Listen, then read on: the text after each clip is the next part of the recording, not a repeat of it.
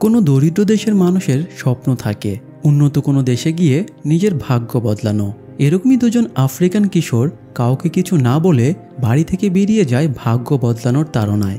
স্বপ্ন ইউরোপে গিয়ে নিজেদের ক্যারিয়ার গড়া। কিন্তু ইউরোপে যাওয়া কি এতই সহজ? পথে রয়েছে বিস্তীর্ণ সাহারা মরুভূমি, উত্তাল ভূমধ্য সাগর, পথে পড়ে আছে শয়ে শয়ে লাশ, যারা একই স্বপ্ন নিয়ে বাড়ি থেকে বের হয়ে আর ফিরে যেতে পারেনি। এরকম দুর্গম পথে কেমন হবে এই দুই কিশোরের যাত্রা? তারা কি নিজেদের লক্ষ্যে পৌঁছাতে পারবে? আসুন দেখে আসি টান টান উত্তেজনাপূর্ণ লো ক্যাপিটানো সিনেমার গল্পটি। পূর্ব আফ্রিকার দেশ সেনেগাল, যা বিশ্বের দরিদ্র দেশগুলোর একটা, যেখানে ছোট ছোট বাড়িতে অনেকগুলো মানুষ নিয়ে পরিবারগুলোর বসবাস। এমনই একটি পরিবারে বাস করে 16 বছরের কিশোর সাইদু। সকালে বাচ্চাদের হৈহুল্লোড়ে ঘুম ভাঙে সাইদুর। সে একটু বিরক্ত হলেও তার কিছুই করার থাকে না, কারণ এটা তাদের নিত্যদিনের ঘটনা। সাইদু বিছানা ছেড়ে উঠে নিজের টি শার্ট পরে পাশের বাড়ি থেকে নিজের সমবয়সী চাচাতো ভাই মুসাকে ডেকে তোলে। এরপরে দুজনে যখন বের হচ্ছিল তখন সাইদুর মা তাকে জিজ্ঞেস করে তারা কোথায় যাচ্ছে। সাইদু জানায় তারা ফুটবল খেলতে যাচ্ছে। এই বলে তারা বেরিয়ে পড়ে। যদিও সাইদু মাকে মিথ্যা বলেছে। আসলে তারা দুই ভাই দিনমজুরের কাজ করত এবং নিজেদের উপার্জন করা টাকাগুলো জমিয়ে রাখত, কারণ তাদের দুজনের স্বপ্ন ইউরোপের উন্নত দেশ ইতালিতে যাওয়া। আর এই জন্যই তারা কঠোর পরিশ্রম করে টাকাগুলো জমাচ্ছিল। প্রতিদিনের মতো আজকেও কাজ শেষে নিজেদের পারিশ্রমিক তারা গোপনে রেখে দিচ্ছিল। তারা টাকা লুকিয়ে রাখার জন্য একটা আদর্শ জায়গা ব্যবহার করত, যাতে কেউ সেগুলো নাগাল না পায়। মুসা টাকা রাখার সময় সেগুলো গোনার চেষ্টা করছিল, কিন্তু সাইদু তাকে দ্রুত টাকা রেখে চলে আসতে বলে, কারণ যে কোনো মুহূর্তে যে কেউ চলে আসতে পারে। মুসা টাকাগুলো দেখিয়ে বলে এখানে যা টাকা আছে তা তাদের ইউরোপে যাওয়ার জন্য যথেষ্ট। কিন্তু সাইদু তার কথায় তেমন পাত্তা দেয় না, তাই মুসা টাকাগুলো রেখে উঠে আসে। এরপরে তারা স্ট্রিট ফাংশনে যায়। সাইদু এবং মুসা ফাংশনে ইনস্ট্রুমেন্ট বাজায়। তাছাড়া সাইদুর মা একজন স্ট্রিট ড্যান্সার। সাইদু নিজেও একজন মিউজিশিয়ান, আর এই জন্যই সে ইউরোপে গিয়ে নিজের ক্যারিয়ার করতে চায়। এই কথাটা সেদিন রাতে বাড়ি ফিরে অনেক ইতস্তত করে সাইদু নিজের মাকে জানায়। ছেলের মুখে ইউরোপে যাওয়ার কথা শুনে মহিলা প্রথমে কিছু না শোনার ভান করেন। তখন সাইদু বোঝায় বাড়ির যে অবস্থা তাতে এটা যে কোনো সময় ভেঙে পড়তে পারে। বোনেরা গাদাগাদি করে এক ঘরে ঘুমায়, তাদের ভবিষ্যতের চিন্তাও করতে হবে। তাই সে ইউরোপে গিয়ে নিজের গানের ক্যারিয়ার করতে চায়, যাতে সে নিজের পরিবারের খেয়াল রাখতে পারে। ছেলের মুখে কথাগুলো শুনে সাইদুর মা তাকে বকাবকি শুরু করেন এবং বলেন ইউরোপে যাওয়া মানে নিজের মৃত্যুকে ডেকে আনা। ইউরোপে যাওয়ার বাসনা নিয়ে বের হয়ে অনেককে লাশ হয়ে ফিরতে হয়েছে।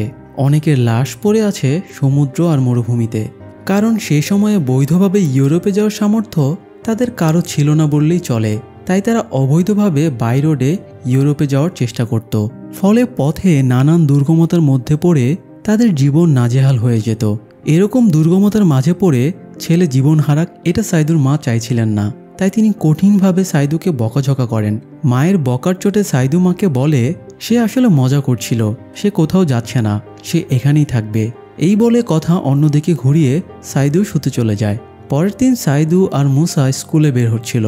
তখন সাইদুর মা মুসাকে আটকায় এবং তাকেও বকাঝকা শুরু করে যে মুসার জন্যই সাইদু বিগড়ে যাচ্ছে। মুসার বুদ্ধিতেই সাইদুর মাথায় ইউরোপে যাওয়ার চিন্তা এসেছে। কিন্তু তারা দুই ভাই এটা সেটা বুঝিয়ে ওনাকে শান্ত করে স্কুলে বেরিয়ে যায়। রাস্তায় বেরিয়ে মুসা সাইদুর উপরে বেশ চটে যায় এবং বলে সে কেন মাকে এসব কথা বলতে গেল। তারা 6 মাস ধরে ইউরোপে যাওয়ার প্ল্যান করছে। তাদের প্ল্যানের কথা জানতে পারলে সাইদুর মা কখনোই তাদের যেতে দিবে না। এরপরে দুজনে স্কুলে যায়। স্কুল শেষ করে তারা কার্পেন্টারের কাজে লেবারি করতে যায়। সেখান থেকে ফিরতে সন্ধ্যা পার হয়ে যাওয়ায় সাইদুর মা আবার তাকে বকা দেয়। মায়ের বকা দেওয়া শব্দগুলো দিয়ে সাইদুর মনে একটা গানের লিরিক চলে আসে। তাই সে মুসাকে নিয়ে ইনস্ট্যান্ট একটা গান লিখে ফেলে। এরপরে তারা রাস্তায় দলবল নিয়ে গানটা গাইতে শুরু করে। গান শেষ করে সাইদু আর মুসা সিসকো নামের এক লোকের সাথে দেখা করতে যায়। সিসকো ইউরোপের ব্যাপারে অনেক কিছু জানে, তাই তাদের আদৌ ইউরোপে যাওয়া উচিত কিনা এই ব্যাপারে তারা সিসকোর কাছে সাজেশন চাইতে গিয়েছিল। সিসকো তাদের স্পষ্টভাবে না করে দেয় এবং বলে তারা টিভি দেখে ইউরোপকে যেমনটা ভাবে আসলে ইউরোপ তেমনটা না। সেখানে অনেক ঠান্ডা, অসংখ্য মানুষ এই ঠান্ডার মাঝেও রাস্তায় ঘুমায়। সেখানে জীবন আফ্রিকার চেয়েও অনেক কঠিন। জীবনে কোনো মূল্যই সেখানে নেই, চারিদিকে শুধু লাশের ছড়াছড়ি। সিসকোর মুখে এসব কথা শুনে সাইদু একটু ঘাবড়ে যায়, কিন্তু মুসা তাকে বোঝায় তারা 6 মাস ধরে প্ল্যান করছে এত কষ্ট করে টাকা জমিয়েছে, এখন আর তাদের পিছিয়ে আসা উচিত না। তাছাড়া ইউরোপে গেলে তাদের ক্যারিয়ার সেটেল হয়ে যাবে, সুপারস্টারের মতো করে মঞ্চ কাঁপাবে, এমনকি সাদা চামড়ার লোকেরা এসে তাদের কাছে অটোগ্রাফ চাইবে। এর চেয়ে সুন্দর ব্যাপার আর কি হতে পারে। মুসার কথা শুনে সাইদুর স্বপ্নটা আবারও জেগে ওঠে। তবে তারা সিদ্ধান্ত নেবার আগে একজন জ্যোতিষীর কাছে পরামর্শের জন্য যায়। জ্যোতিষী তাদের ভুজুং ভাজুং দিয়ে নির্দেশনা দেয় তারা যেন গোরস্থানে গিয়ে দাদা দাদির কবরের সামনে দাঁড়িয়ে নিজেদের মনের কথা ওনাদের জানায়। এর 3 দিন পরে যেন তারা আবারও জ্যোতিষীর কাছে ফিরে আসে। তখন জ্যোতিষী মৃত দাদা দাদির সাথে কথা বলে তাদেরকে জানিয়ে দেবে ওনারা কি পরামর্শ দিয়েছেন। জ্যোতিষীর কথা মতো কাজ শেষ করে 3 দিন পরে তারা সেখানে গেলে জ্যোতিষী তাদের ইউরোপে যাওয়ার অনুমতি দিয়ে দেয়। এতে 2 ভাই আনন্দিত হয় এবং আশ্বস্ত হতে পারে যে তাদের লক্ষ্য পূরণ হবেই। পরের দিন তারা মায়েদের কিছু না জানিয়েই নিজেদের স্বপ্ন পূরণ করতে বেরিয়ে পড়ে। কয়েক ঘন্টা জার্নির পরে তারা বর্ডারে গিয়ে পৌঁছায়। সেখানে তারা একজন লোকের খোঁজ পায় যে $100 বিনিময়ে নকল পাসপোর্ট তৈরি করে দেয়। তারা তার কাছ থেকে নতুন পাসপোর্ট বানিয়ে নেয়। লোকটা তাদের মালি দেশের পাসপোর্ট বানিয়ে দেয় এবং তাদের নতুন মালিয়ান নাম দেয়, মালিক মারা এবং সালিফ বাম্বা। সেই সাথে তাদের বুঝিয়ে দেয় রাস্তায় চেকপোস্টে গার্ডেরা জিজ্ঞাসাবাদ করলে তারা যেন নিজেদের মালি দেশের অধিবাসী হিসেবে পরিচয় দেয় এবং ঝামেলা এড়িয়ে চলে। এরপরে তারা বাসে উঠে বসে। মালি বর্ডারে গার্ড এসে সাইদু এবং মুসার পাসপোর্ট চেক করে। তারা যে ড্রেস এই সময় পরেছিল একই ড্রেস পরা ছবি তাদের পাসপোর্টেও ছিল। তাই গার্ডের সন্দেহ হয় এবং জিজ্ঞেস করে তারা কবে এই পাসপোর্টটা ইস্যু করেছে। তারা জানায় 2 বছর আগে। এটা শুনে গার্ডের সন্দেহ সত্যিতে পরিণত হয় এবং সে বুঝে যায় এরা দুজন অবৈধ অভিবাসী। তাই গার্ড তাদের কাছে $50 ঘুষ চায় এবং থ্রেট দেয় ঘুষ না দিলে তাদের জেলে ঢুকিয়ে দেওয়া হবে। তাই বাধ্য হয়ে তারা ঘুষ দিয়ে গার্ডের হাত থেকে ছাড়া পায়। এরপরে তারা নাইজারের আদাগেত শহরে এসে বাস থেকে নামে। এখানে হরদম মানুষ পাচারের ব্যবসা চলছিল। তাদের একজন দালালের সাথে দেখা হয়। দালাল তাদের জনপ্রতি $600 বিনিময়ে ইতালি পর্যন্ত যাবার ব্যবস্থা করে দেওয়ার প্রলোভন দেখায়। যদিও টাকার অঙ্কটা অনেক বেশি ছিল, কিন্তু তাদের কাছে বিকল্প উপায় না থাকায় তারা রাজি হয়ে যায়। তারপরে তাদেরকে একটা গোপন আস্তানায় নিয়ে আসা হয়, যেখানে তাদের মতো আরও অনেক ইউরোপগামী মানুষ আগে থেকেই অপেক্ষারত ছিল। রাতে একজন লোক এসে তাদের বেশ কিছু ব্যাপারে সতর্ক করে দেয়। বিশেষ করে মরুভূমিতে প্রায়শই ডাকাতেরা অ্যাটাক করে এবং সমস্ত টাকা পয়সা লুট করে নেয়। তাই সে পরামর্শ দেয় টাকাগুলো যেন প্লাস্টিকের মধ্যে করে তারা পায়ুপথে লুকিয়ে রাখে। যদিও এটা কষ্টকর, কিন্তু টাকা লুকানোর জন্য এটাই সবচেয়ে সেফ উপায়। এটা বলে লোকটা চলে যায়। সকালে মুসা সাইদুকে ডেকে তোলে এবং জানায় আজ রাতেই তাদের নিয়ে যাত্রা শুরু করা হবে। এটা শুনে সাইদু খুব খুশি হয়। তারা টুকটাক গরম কাপড় চোপড় কেনাকাটা করে। রাতে রওনা দেওয়ার পূর্বে মুসা টাকাগুলো পায়ুপথে লুকিয়ে নেয়। এরপরে তারা বাকি লোকদের সাথে গাড়িতে উঠে বসে। এরপরে তাদেরকে নিয়ে সাহারা মরুভূমি দিয়ে গাড়ি ছুটিয়ে চলতে শুরু করে। মরুভূমির উঁচু নিচু পথে গাড়ির হোঁচট খেয়ে একজন গাড়ি থেকে পড়ে যায়। যাত্রীরা গাড়ি থামিয়ে তাকে উদ্ধার করার জন্য বলে, কিন্তু আশ্চর্যের ব্যাপার হলো তারা গাড়ি থামায় না। তাকে ফেলে রেখে গাড়ি সমান গতিতে চলতে থাকে এবং বাকি যাত্রীদেরও সাবধান করে দেওয়া হয় তারা যেন শক্ত হয়ে বসে, তা না হলে তাদের মধ্যে কেউ পড়ে গেলে তাদেরও ফেলে রেখে চলে যাওয়া হবে। এই কথা শুনে যাত্রীরা পড়ে যাওয়া মানুষটার চিন্তা বাদ দিয়ে দেয় এবং নিজের ভালোর কথা ভেবে চুপচাপ শক্ত হয়ে বসে থাকে।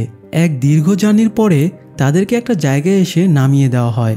মরুভূমি তখনও শেষ হতে অনেক পথ বাকি, তবুও তাদের সেখানে নামিয়ে দেওয়া হয় এবং তাদের সাথে একজন গাইড দেওয়া হয় যে তাদের হেঁটে গন্তব্যে পৌঁছে দেবে।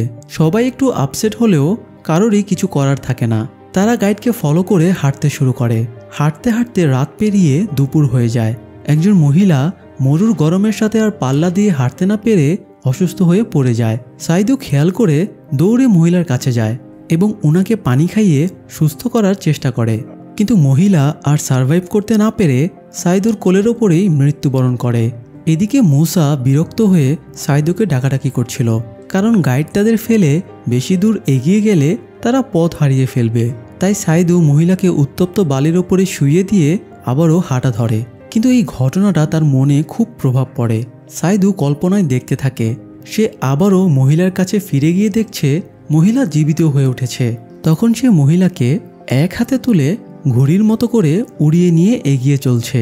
এই সময় মুসার ডাকে সাইদু কল্পনা থেকে বাস্তবে ফিরে আসে। এরপরে বাস্তবতাকে মেনে নিয়ে তারা আবারও হাঁটতে শুরু করে। হাঁটতে হাঁটতে রাত হয়ে যায়। রাতে একদল পুলিশ পরিচয় এসে তাদের উপরে হামলা চালায়। তারা যার কাছে যা ছিল সব ছিনিয়ে নেয়।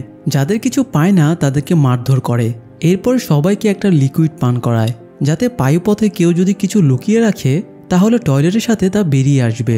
আর এটা করার ফলে মুসা তাদের কাছে ধরা পড়ে যায়। মুসার মতো আরও যারা এমন করেছিল, ডাকাতগুলো তাদের সবাইকে তাদের ভ্যানে উঠিয়ে নিয়ে চলে যায়। আর বাড়ি ছাড়ার পরে এই প্রথমবার মুসা আর সাইদু দুই ভাই একে অপরের কাছ থেকে আলাদা হয়ে যায়।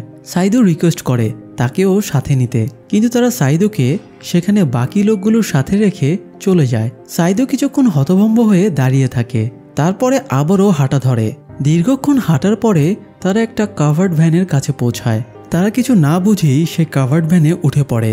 তারা ভেবেছিল এই গাড়িটি তাদের গন্তব্যে পৌঁছে দেবে, কিন্তু গাড়িটা তাদের লিবিয়ার সাভা নামক জায়গায় নিয়ে আসে এবং একটা গোপন আস্তানায় ঢুকিয়ে নেয়। সেখানে গার্ডের দায়িত্বে থাকা লোকগুলো তাদের দেশের নাম জিজ্ঞেস করে এবং বিভিন্ন গ্রুপে ভাগ করে দেয়। বেশ কিছুটা সময় কেটে যাওয়ার পরে গ্রুপিং শেষ হলে বিভিন্ন গ্রুপের কাছে একজন করে দোভাষী গিয়ে জানায় এটা একটা কারাগার, আর তারা এখন লিবিয়া মাফিয়ার কাছে বন্দী। তারা এখন একটা শর্তেই মুক্তি পাবে, আর তা হলো তারা যদি বাড়িতে ফোন করে মুক্তিপণের টাকার ব্যবস্থা করে তবে তাদেরকে ছেড়ে দেওয়া হবে, তা না হলে তাদের লিবিয়ার মাফিয়ারা মেরে ফেলবে। মাফিয়াদের কথা আর কাজে যে কতটা মিল আছে তা তারা একটু পরেই বুঝে যায়। সাইদু সহ কয়েকজনকে টর্চার রুমে নিয়ে যাওয়া হয়। সেখানে তারা দেখতে পায় মাফিয়ারা কয়েকজন বন্দির গায়ে গরম সীসা ঢেলে অত্যাচার করছে। এক পর্যায়ে অত্যাচার সহ্য করতে না পেরে তারা মারা যায়। তখন মাফিয়ারা তাদেরকে লাশগুলো দেখিয়ে বলে এই মুহূর্তে তারা যদি বাড়ির ফোন নম্বর না দেয় তবে তাদেরও একই ব্যবস্থা করা হবে। ভয়ে কয়েকজন তাদের বাড়ির নম্বর মাফিয়াদের দিয়ে দেয়, কিন্তু সাইদু সহ আরও অনেকের কাছেই বাড়ির ফোন নম্বর ছিল না বা তাদের বাড়িতে ফোন ছিল না। তাই তাদেরকে মাফিয়ারা আরেকটা টর্চার সেলে নিয়ে যায় এবং ঝুলিয়ে রেখে ব্যাপক মারধর করে। সারা রাত টর্চার করার পরে সবাইকে গাদাগাদি করে এক রুমে বসিয়ে রাখা হয়। মারধর খেয়ে সাইদুর নাজেহাল অবস্থা হয়ে যায়। সে কল্পনায় দেখতে থাকে একজন ফেরেশতা তাকে সাহায্য করার জন্য এসেছে। সাইদু ফেরেশতাকে জানায় সে তার মায়ের সাথে একবার দেখা করতে চায়। দেখা করে সে তার মায়ের কাছে ক্ষমা চাইবে। এটা শুনে ফেরেশতা তাকে একজন পরীর হাতে তুলে দেয়। পরী সাইদুকে পথ দেখিয়ে সাইদুর মায়ের কাছে নিয়ে যায়। সাইদু মায়ের ঘরের দরজায় দাঁড়িয়ে মাকে ডাকতে থাকে, এমনকি সে কল্পনার মতো বাস্তবেও মা মা করে ডাকতে থাকে। সাইদুর এই অবস্থা দেখে তার পাশে বসে থাকা মার্টিন নামার একজন লোক তাকে আগলে নেয় এবং পানি খাইয়ে তাকে শান্ত করার চেষ্টা করে। সকালে মাফিয়াদের কয়েকজন এসে তাদের জিজ্ঞেস করে তাদের মধ্যে কাঠমিস্ত্রি কারা আছে। কয়েকজন হাত উঠালে মাফিয়ারা তাদের সরিয়ে নিয়ে যায়। এরপর জিজ্ঞেস করে তাদের মধ্যে রাজমিস্ত্রি কারা আছে। তখন মার্টিন হাত তোলে এবং সাইদুর হাতটাও তুলে ধরে। এরপরে তাদেরকে বাইরে নিয়ে গিয়ে লাইন ধরে দাঁড় করিয়ে দেওয়া হয়। আসলে তাদেরকে দাস হিসেবে বিক্রির জন্যই এভাবে দাঁড় করানো হয়েছে। একজন লোক সবার মধ্য থেকে মার্টিনকে পছন্দ করে এবং তাকে কিনে নেয়। এ সময় মার্টিন বলে ওঠে সাইদু তার সাথে আছে, তারা একসাথে কাজ করে। তাই লোকটা সাইদুকেও মার্টিনের সাথে কিনে নেয়। লোকটা মার্টিন আর সাইদুকে একটা বাড়িতে নিয়ে যায় এবং বলে তাদের বাড়ির চারিদিকে একটা শক্তপোক্ত দেয়াল বানাতে হবে। তবে কাজ শুরুর আগে লোকটা তাদের ভালো খাবার এবং ঘুমানোর সুযোগ করে দেয়। খাওয়া শেষ করে রেস্ট নিয়ে দুজনে কাজ শুরু করে। বেশ কয়েকদিন কেটে যাবার পরে তারা পারফেক্টভাবে দেয়াল বানিয়ে ফেলে। তখন সেই লোকটা এসে মার্টিনকে একটা ঝর্ণার ফটো দেখিয়ে বলে তাদের মনিব এইরকম ঝর্ণা বানাতে চায়। মার্টিন ফটো দেখে বলে সে এর চেয়ে আরও ভালো ঝর্ণা বানিয়ে দিতে পারবে। মার্টিনের কথায় লোকটা আশ্বস্ত হয়ে বলে তারা যদি পারফেক্টলি কাজটা শেষ করতে পারে তাহলে মনিব তাদের মুক্ত করে দেবে। লোকটার কথা শুনে মার্টিন আর সাইদু পুরোদমে কাজ শুরু করে এবং কয়েকদিনের মধ্যেই খুব সুন্দর একটা ঝর্ণা বানিয়ে ফেলে। কাজ শেষ হলে প্রধান মনিব সেটা দেখতে আসে এবং তাদের কাজে সন্তুষ্ট হয়ে দুজনকেই মুক্ত করে দেয়। মুক্তি পেয়ে দুজনে লিবিয়ার ত্রিপলি শহরে চলে যায়। সেখানে গিয়ে সাইদু মুসাকে খুঁজে বেড়াতে থাকে। জনে জনে জিজ্ঞেস করে বেড়ায় তারা মুসা নামের কোনো সেনেগালিজকে চেনে কিনা। মার্টিন একজন ছেলেকে খুঁজে পায় যে সাইদুকে পাশের একটা সেনেগাল সম্প্রদায়ের কথা জানায়, যেখানে হয়তো মুসা থাকলেও থাকতে পারে। কথাটা শুনে সাইদুর চোখ মুখ উজ্জ্বল হয়ে ওঠে। সাইদু সেই সম্প্রদায়ের কাছে যাবে এমন সময় মার্টিন জানায় সে আর এখানে থাকতে পারবে না, তাকে ইতালির জন্য রওনা দিতে হবে। সাইদু জানায় সে মুসাকে খুঁজে নেওয়া পর্যন্ত কোথাও যাবে না, তার যদি ইতালিতে যেতেই হয় তবে মুসাকে নিয়েই তবে যাবে। এরপরে মার্টিন আর সাইদু দুজন দুজনকে বিদায় জানায় এবং মার্টিন জানিয়ে দেয় ইতালিতে সে ঠিক কোথায় থাকবে। ঠিকানা জানিয়ে মার্টিন নিজের গন্তব্যে যাত্রা শুরু করে। অন্যদিকে সাইদু সেই সেনেগালীয় সম্প্রদায়ের কাছে গিয়ে মুসার ব্যাপারে জিজ্ঞেস করে, কিন্তু কেউই মুসার কোনো খোঁজ দিতে পারে না। তবে একজন বৃদ্ধা জানায় পেছনেই কাছাকাছি আরেকটা সেনেগালীয় সম্প্রদায় আছে। সাইদু যেন সেখানে গিয়ে মুসাকে খুঁজে দেখে। সাইদু সেখানে যাচ্ছিল, তখন এই সম্প্রদায়ের প্রধান সাইদুকে জানায় সে যদি মুসাকে খুঁজে না পায় তবে এখানে সে চাইলে বসবাস করতে পারে, তারা সাইদুকে আশ্রয় দেবে। সাইদু খুশি হয়ে লোকটাকে ধন্যবাদ জানিয়ে মুসাকে খুঁজতে দ্বিতীয় সম্প্রদায়ের কাছে যায়, কিন্তু সেখানেও কেউ মুসার ব্যাপারে কোনো তথ্য দিতে পারে না। তবে তারা তাকে ইস্পাত শ্রমিকদের কাছে খোঁজ নিতে বলে। তাই সাইদু ইস্পাত শ্রমিকদের সাথেও দেখা করে, কিন্তু তারাও সাইদুকে হতাশ করে। তাই সাইদু প্রথম সম্প্রদায়ের কাছে ফিরে আসে এবং সেখানেই আশ্রয় গ্রহণ করে। বেশ কিছুদিন কেটে যাওয়ার পরে আর্থিক টানাটানির কারণে সাইদু সেখানেই কনস্ট্রাকশনে মিস্ত্রির কাজ শুরু করে। এরই মধ্যে একদিন একজন সাইদুকে জানায় এইমাত্র একজন সেনেগালীয় ছেলে নাকি সেখানে এসেছে। কথাটা শোনা মাত্রই সাইদু দৌড়ে সেখানে যায় এবং চাদর মুড়িয়ে কাউকে শুয়ে থাকতে দেখতে পায়। চাদরটা সরাতেই দেখে এটা আর কেউই না, বরং স্বয়ং মুসা। অবশেষে দীর্ঘ প্রতীক্ষার পরে তাদের দুজনের দেখা হয়, তাই আনন্দে একে অপরকে জড়িয়ে ধরে। তারপরে সাইদু মুসাকে বলে, চল ভাই যাই, এইবার স্বপ্ন পূরণ করে আসি। কিন্তু মুসাকে খুব দুর্বল দেখাচ্ছিল, তাই সাইদু মুসাকে জিজ্ঞেস করে তার কি হয়েছে। তখন মুসা জানায় তাকে জেলখানায় বন্দি করে রাখা হয়েছিল, সেখান থেকে পালিয়ে আসার সময়ে তার পায়ে গুলি লেগেছে। সাইদু তাকে হাসপাতালে নিয়ে যেতে চায়, কিন্তু মুসা যেতে চায় না। একে তো তারা কৃষ্ণাঙ্গ, তাই তাদের হাসপাতালে ভর্তি নেবে না। দ্বিতীয়ত মুসার ধারণা হাসপাতালে গেলে তার পাটা কেটে ফেলা হবে, তাই সে বাড়ি ফিরে যেতে চায়, যাতে সে অন্তত শান্তিতে নিজের দেশে মরতে পারে। মুসার কথা শুনে সাইদু বুঝতে পারে মুসা ডিপ্রেশনে আছে, তাই সে মুসাকে অনেক বোঝায় তারা ইউরোপের একদম কাছাকাছি চলে এসেছে। স্বপ্ন পূরণ হওয়া থেকে তারা আর কয়েক কদম দূরে, তাই এখন আর তাদের ফিরে যাওয়ার কোনো প্রশ্নই আসে না। মুসাকে বোঝানোর পরে সে একটু শান্ত হয়। তখন সাইদু মুসাকে তার একজন বন্ধুর কাছে নিয়ে আসে, যে একজন হাতুড়ে ডাক্তার। পায়ের কন্ডিশন দেখে সে জানায় ভাগ্য ভালো, গুলিটা পায়ে লেগে সেটা মাংস ভেদ করে বেরিয়ে গেছে, হাড়ের সাথে বুলেট টাচ করেনি। ডাক্তার জানায় সংক্রমণ এড়াতে মুসাকে এখনই জীবাণুনাশক, ব্যথানাশক এবং অ্যান্টিবায়োটিক দিতে হবে। কিন্তু এখানে কোনো ফার্মেসি কৃষ্ণাঙ্গদের কাছে ওষুধ বিক্রি করবে না, তাই ডাক্তার সাইদুকে সামির নামের একজনের কাছে যেতে বলে, যে পেশায় একজন নাপিত, কিন্তু সে সেলুনের আড়ালে ওষুধেরও ব্যবসা করে। সাইদু সামিরকে খুঁজে বের করে এবং তার কাছ থেকে ওষুধ কিনে আনে। তারপরে মুসার পায়ে ভালোভাবে ব্যান্ডেজ করে দেওয়া হয়। সাইদু যথাসম্ভব মুসার কেয়ার করতে থাকে, যাতে সে দ্রুত সুস্থ হয়ে ওঠে এবং দুজনে ইউরোপের উদ্দেশ্যে বেরিয়ে পড়তে পারে। কিন্তু কয়েকদিন পরে ডাক্তার সাইদুকে জানায় মুসার পায়ের কন্ডিশন খারাপের দিকে যাচ্ছে। সে তার সাধ্যমতো চেষ্টা করেছে, কিন্তু মুসার পায়ে একটা অপারেশন করা জরুরি। দিন দশকের মধ্যে অপারেশন করতে না পারলে তার পাটা কেটে ফেলা লাগতে পারে, এমনকি তার জীবনও বিপন্ন হতে পারে। এসব শুনে সাইদু খুব চিন্তায় পড়ে যায়, কারণ এখানে তাদেরকে হাসপাতালে কোনোভাবেই ভর্তি নেওয়া হবে না। তাই সাইদু বিকল্প উপায় ভেবে বের করে। সে সিদ্ধান্ত নেয় সে ইতালিতে গিয়ে মুসার পায়ের চিকিৎসা করাবে। তাই সে একদল চোরা কারবারির সাথে দেখা করে, যারা সমুদ্র পথ দিয়ে ইতালিতে মানুষ পাচার করে। সাইদু নিজের জমানো টাকাগুলো তাদের লিডারকে দিয়ে দেয়, কিন্তু টাকাগুলো দুজনের জন্য যথেষ্ট ছিল না। তাই লিডার টাকাগুলো ফেরত দিয়ে জানিয়ে দেয় এই টাকা দিয়ে শুধু একজনই যেতে পারবে। সাইদু লিডারকে বারবার রিকোয়েস্ট করতে থাকে, তাই লিডার তাকে একটা অফার দেয়, সাইদু যদি জাহাজ চালানোর দায়িত্ব নেয় তাহলে তারা দুজনকে যাওয়ার ব্যবস্থা করে দেবে। সাইদু জানায় সে জাহাজ চালানো জানে না। তখন লিডার জানায় সে তাকে জাহাজ চালানো শিখিয়ে দেবে। কাজটা খুব সহজ, তাকে শুধু হুইল ধরে রাখতে হবে আর জাহাজ নিজের গতিতেই চলতে থাকবে। আর এতে মাত্র একদিনের মধ্যেই তারা ইতালিতে পৌঁছে যেতে পারবে।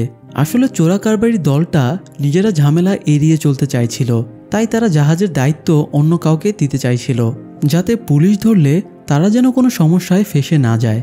আর এই ফাঁদে সাইদু পা দিয়ে ফেলে। সে লিডারের প্রস্তাবে রাজি হয়ে যায়। এরপরে আস্তানায় ফিরে গিয়ে সাইদু মুসাকে সব ঘটনা খুলে বলে। তারপর জামাকাপড় গুছিয়ে তাকে নিয়ে লিবিয়ার জোয়ারা নামক জায়গায় আসে। সেখানে একটা জাহাজ সমুদ্রের ধারে ভেড়ানো ছিল। তারা জাহাজে উঠে বসে। জাহাজে তাদের মতো আরও অসংখ্য লোকও ছিল। সাইদু তাদের মাঝে মুসাকে বসিয়ে দিয়ে লিডারের সাথে বের হয়। লিডার আরেকটা জাহাজে সাইদুকে নিয়ে গিয়ে তাকে বিস্তারিতভাবে শিখিয়ে দেয় কিভাবে জাহাজ চালনা করতে হয়। সব শিখে ফিরে আসার পরে সাইদু যখন জাহাজের মানুষগুলোর সাথে বসেছিল তখন বেশ ঘাবড়ে যায়। এতগুলো মানুষের জীবনের রিস্ক সে নিতে পারবে না। এই কথাটা সাইদু লিডারকে গিয়ে জানায়, কিন্তু লিডার তাকে জোরপূর্বক জাহাজে পাঠিয়ে দেয়। তাই আর কোনো উপায় না থাকায় সাইদু জাহাজ পরিচালনার দায়িত্ব নেয় এবং ভূমধ্যসাগর দিয়ে জাহাজ ইতালির দিকে নিয়ে যেতে থাকে। ঘন্টা 5 জাহাজ চালানোর পরে সাইদু দূরে ঝকমকে আলো দেখতে পেয়ে মুসাকে জানায় তারা হয়তো ইতালিতে পৌঁছে গিয়েছে। কিন্তু কাছাকাছি যাওয়ার পরে তাদের ভুল ভাঙে এবং বুঝতে পারে এটা কোনো শোধনাগার। তাই সাইদু আবারও উত্তরের দিকে জাহাজ চালাতে শুরু করে। কিন্তু কিছুক্ষণ পরে আরেক বিপত্তি বেঁধে যায়। জাহাজে একজন প্রেগনেন্ট মহিলা ছিল যার প্রসব বেদনা শুরু হয়েছিল। মহিলার প্রচুর ব্লিডিং হচ্ছিল। তাই সাইদু জাহাজ থামিয়ে দেয়, কারণ জাহাজ চললে সেটার ধাক্কায় মহিলার আরও বেশি কষ্ট হচ্ছিল। সাইদু লিডারের দেওয়া স্যাটেলাইট ফোন থেকে ইমার্জেন্সি হটলাইনে ফোন করে। সেখান থেকে জানানো হয় কোস্টগার্ডের সাথে কথা বলে তাদের জন্য দ্রুত সাহায্য পাঠানো হবে। কিন্তু কয়েক ঘন্টা পার হয়ে গেলেও কোনো সাহায্য এসে না পৌঁছানোতে সাইদু আবারও হটলাইনে যোগাযোগ করে। এবার অপারেটর জানায় সাইদুদের জাহাজ মাল্টা আর ইতালির মাঝামাঝি রয়েছে, তাই কোনো দেশই তাদের জন্য সাহায্য নিয়ে যেতে পারছে না। এটা শুনে সাইদু বুঝতে পারে সে কারো কাছেই সাহায্য পাবে না। তাই সে অপারেটরকে জানিয়ে দেয় তার কারো সাহায্যর প্রয়োজন নেই, সে নিজেই একটা ব্যবস্থা করবে। তারপরে অক্ষতভাবে সহি সালামতে সবাইকে ইতালিতে পৌঁছে দেবে।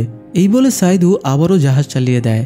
অনেকক্ষণ জাহাজ চালানোর পরে হঠাৎ একজন এসে সাইদুকে জানায় ইঞ্জিন রুমে অনেক অসুস্থ মানুষ রয়েছে। কথাটা শুনে সাইদু আঁতকে ওঠে, বলে বলদগুলো ইঞ্জিন রুমে কি করছে? সাইদু মুসাকে জাহাজের দায়িত্ব দিয়ে ইঞ্জিন রুমে ঢোকে এবং সবাইকে এক এক করে বাইরে বের করে আনে। ইঞ্জিন রুমের গরমে তাদের অবস্থা কাহিল হয়ে গিয়েছিল। পানি খাইয়ে পানির ঝাপটা দিয়ে সে তাদের স্টেবল করার চেষ্টা করে, কিন্তু ততক্ষণে অন্যদের মধ্যেও অনেক শোরগোল শুরু হয়ে যায়। তাদের সামলাতে না পেরে সাইদু এক পর্যায়ে সবাইকে ধমক দিয়ে বলে আপনারা হতাশ হবেন না, আল্লাহ আমাদের সাথে আছেন, আপনারা কেউ মরবেন না, ভরসা রাখুন। সাইদু গর্ভবতী মহিলাটিকেও অনুপ্রেরণা দেয় যে তার কিছুই হবে না, সে তাকেও জীবিত ইতালিতে নিয়ে যাবে। অবশেষে সবাইকে সাইদু শান্ত করে আবারও জাহাজ চালাতে ফিরে আসে। অনেকক্ষণ জাহাজ চালানোর পরে হঠাৎ সাইদুর চোখ মুখ ঝকঝক করে ওঠে। সে অবশেষে উপকূল দেখতে পেয়েছে। সে মুসাকেও ডেকে তোলে এবং জানায় তারা উপকূলের কাছে পৌঁছে গিয়েছে। দীর্ঘ জার্নির পরে ইতালির সিসিলি উপকূলে এসে সবার মাঝে আনন্দের বাঁধ ভেঙে পড়ে। এই সময় আকাশেও একটা বিমান চক্কর দিতে শুরু করে। সাইদু ধারণা করে নেয় ইতালির কোস্টগার্ডেরা তাদের সাহায্য করার জন্য এসেছে। অন্যদিকে মহিলাটিও ততক্ষণে একটা নবজাতকের জন্ম দিয়ে ফেলেছে। সাইদু জাহাজের সবচেয়ে উঁচুতে দাঁড়িয়ে বিমানের দিকে হাত নেড়ে বলে আমিই ক্যাপ্টেন, হ্যাঁ আমিই পেরেছি, আমি সবাইকে বাঁচিয়ে নিয়ে এসেছি। কথাগুলো সাইদু বারংবার চিৎকার করে বলতে থাকে এবং স্বপ্ন পূরণের আনন্দ সূর্যরশ্মির মতো তার চোখ মুখ ফুটে বেরিয়ে আসতে থাকে। আর এক নতুন জীবনের সূচনা ঘটিয়ে মুভিটি এখানেই শেষ হয়ে যায়। দর্শক, লক্ষ্য যদি অটুট থাকে তাহলে কোনো দুর্গমতাই তাকে রুখতে পারে না। তাই স্বপ্নের সাথে লক্ষ্য স্থির থাকাটাও জরুরি। সবার স্বপ্ন পূরণ হোক, এই কামনা নিয়ে আজকের মতো শেষ করছি। দেখা হবে পরের কোনো আয়োজনে। ততক্ষণ ভালো থাকুন। ধন্যবাদ।